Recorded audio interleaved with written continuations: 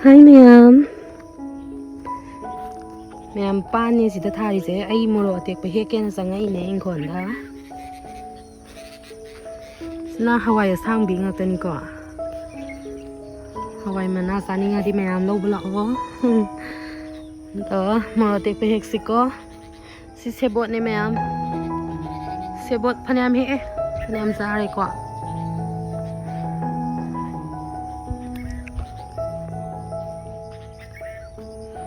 Tek pe hek si ma'am. Moro tek pa se yam pala bane. Phanyam sa gre. Moro tek pa miat pa se yam pam se ai gi oina.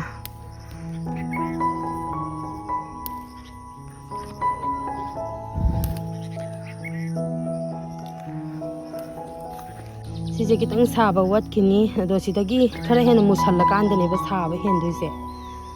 Aduga sise smaina gano tawbase. To sisi sagiroiba chawjaraga su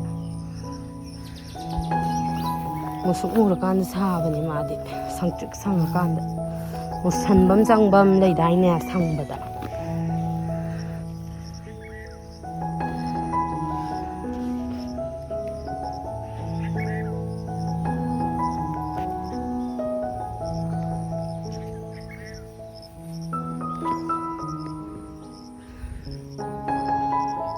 Ma'am, I say matam madane, means and by hanging the powder, Karina, but I just skins it. Kira sumasu, me talk about. Imak Maxalaga confidence, I'm handa by Tareko. I don't know, ma'am. I say dermatologist, Tana Basase Hargasu, Matam Pangza the Vaingondako. I don't know, ma'am. Heidi is a talk, a sing, I talk my sin, Shingbagi, can no say Matam Manga do you need a noka. Aduga doctor consult bagi 500 to 1000 datum low renatra hojing matamda aduga product ki amuk paisa tongana 4 to 5k datum changdui neba aduga monthly follow up tawbagi tongana amuk paisa amuk changdui neba adudi tha loi chalakpada di adum 5 to 6k datum loi duini chakhiduini natra aduga result di khara makhai da phangbasu yawi phangdabasu yawi ba aduna kari tongjai phangdaba khoidadi natra aduna ma'am I say sum khanjana laying I say no CureSkin je thengnare ko CureSkin je yam thina kanai CureSkin ji dadi mangjan ngai amata laite ko ma'am CureSkin ji dadi consult tawbagi paisa ting de dagi monthly follow up ki paisa ting de deliver charge ting de akoina sida ting ga doi je product ki paisa do khaktani ko ma'am CureSkin je ma'am try tawbiyo yam thina nungai bani ko CureSkin je Play Store amadi App Store dagi irai laina phangamne madudagi download tawbiro aduga akhoi number do hapaga register tawbiro register tawbiro matung da akoina treatment chathadoise skin gira hair gira habado aduda click nambiro haidi aigi di skin nina skin da choose tawre ko CureSkin da leiba dermatologist sing se expert oraba madi certified oraba doctor ngatani aduga mogi kitse doctor na sembane AI na sembana te aduna yam thina thajai ko aduna mayam da su recommend tawjabane aduga dermatologist ka koi ga chet ki kuthang da wari sanaga doine moina question mayam ama hangbirakani question ji da koina phajana khumbira matung da moina photo thabiro harakani photo se side side tagi loba front tagi loba ko adu namaga thabirani thabira matung da moina scan tawbirani analysis phajana tawbira kanda aingonda leiba problem dugi matung ina moina 3 months ki oiba treatment kit ama semaga thabira ka doine ko ma'am aduga ma'am product sing je kamaw karamna season nagani ko kani habadugi instruction su loina moina habirakani confusion amata leiroi ko aduga ma'am customized diet plan su pibirakani adusu free da ko moina water intake ka loina remind tawbirakani adu kaisu leiba wa natraga su ko ado skin da yam thina kana ga duine ba ko aduga ma'am deliver se am thuna yorok pane aduga mogi product ki price se 2200 ne mayam na igi coupon code nore 100 se season abiraga di 100 discount laigani ko adudi mayam su try tawning ba yaraga di description box amadi comment section da pin tawduna thamjaramage link to ngasi maksanga ga try tawbiyo mayam thajaba glow ka ba skin ama punna oiminarasi ko mayam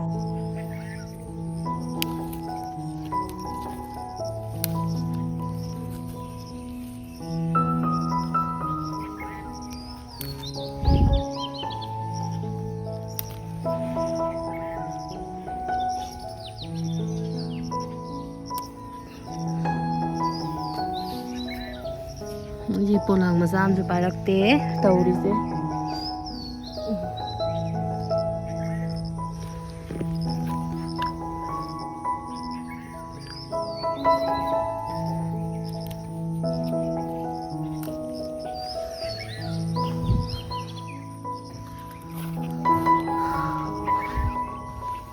Morok ngang patpa hawrene nong churubagi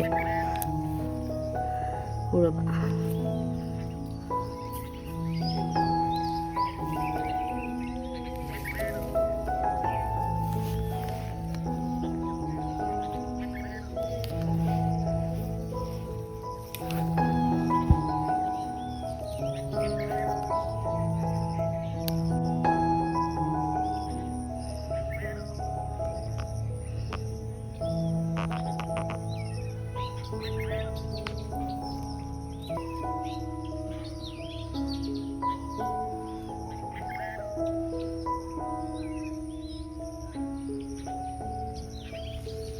atekpa metlaga mayam mathakta tawkhalaga kanu leirise kanoni ko haikrageli ne nga khara thadabane to ubre yong mya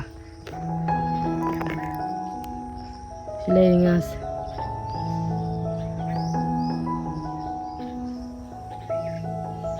ubre yong nga myam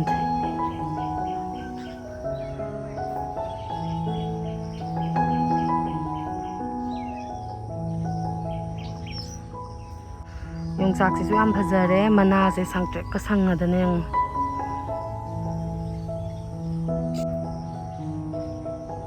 sa lei je nga sing se yung ba nungai bane ha ba moi masin ja ka sa ba ne ya je ka ta ta sida so group am nei di myam sang se sak thong ra se Rukjong phazatra kupanje. Pragi sana kapi dubo. Kadai yang lo se sida. Macam dia engkau mabuk tak baik tak terkatakan.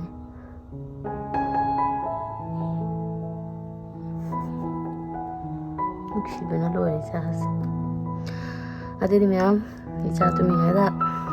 Đang thùng đồ ấu gì kìa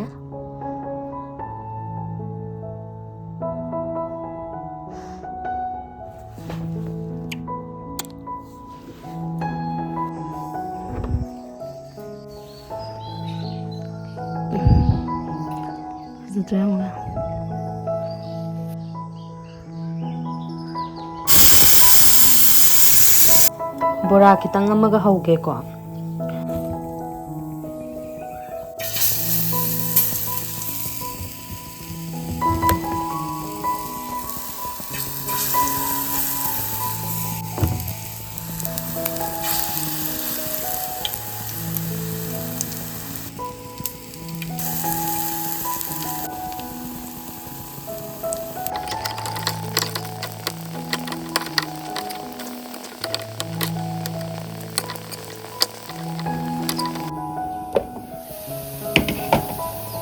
bora hauba lojare mayam sina ngaroina charani nga amta leramdre duna si ka tawraga charani chaji mathanda sana mi jong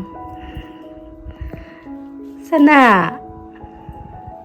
chabo ko mama da yet pi roige mama da sak thongamgini ai kapoi ai ningai tawroi ai tuminna sana leige na leiriba kwa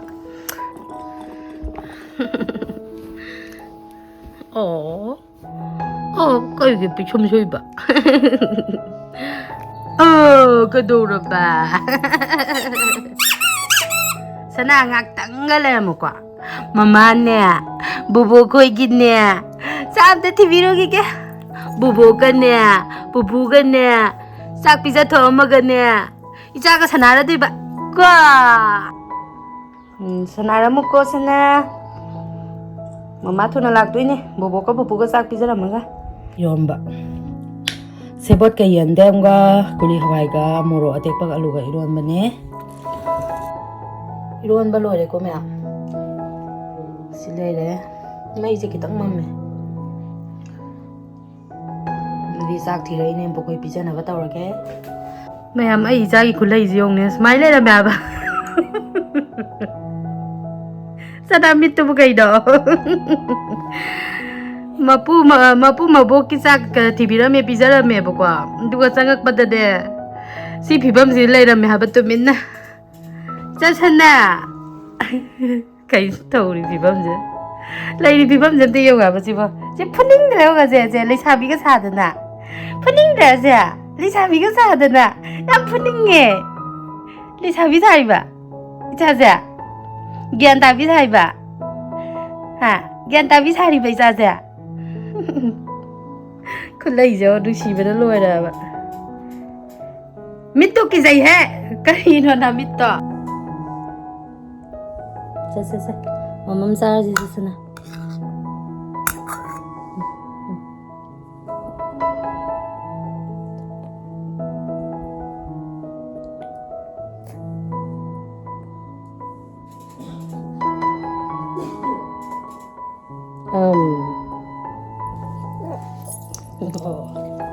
tumning nga ba isa po? Mamam salo na tumse. Sa pamgis. Oh, to.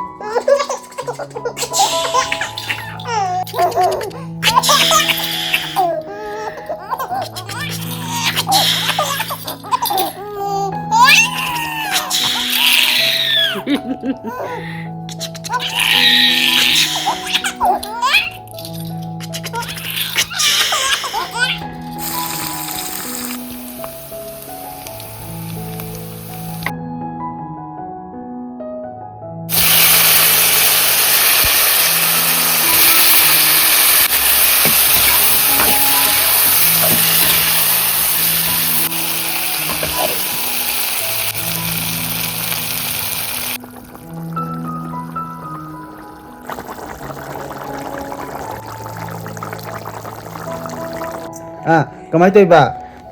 Kamay na khangi ba chada. Ha, ninila ba ba.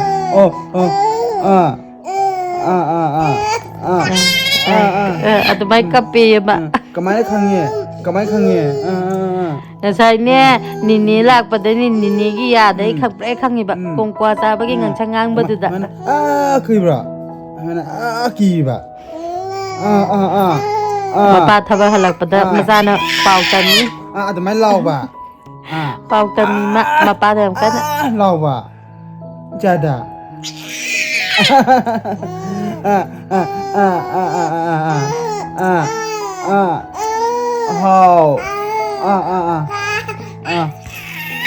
How may kapro. Tamo hayang pau tambe am kan di jani mo. Tapanik pro. Kamay to iba. Mana kan nik pro ko cepat laka. Taura. Ha. Mana taura ba. Mana ka? Taura. Ha. Papa uling di kulo sida. Tuh, papa uling di kulo. Pau tambe am kan di ni mo.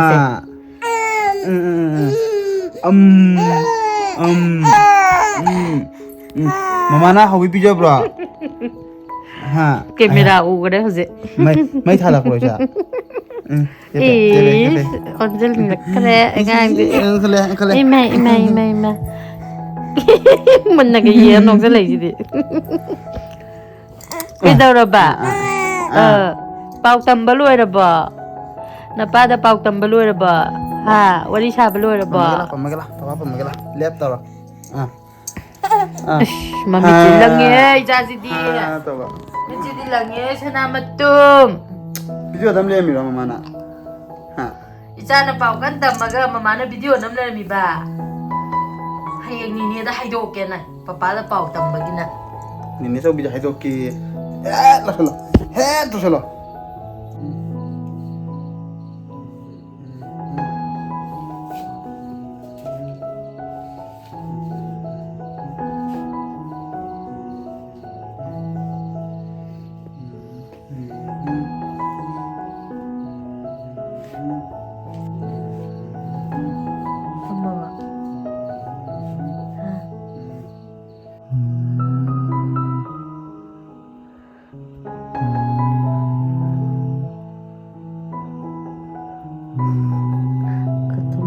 누시고는 왜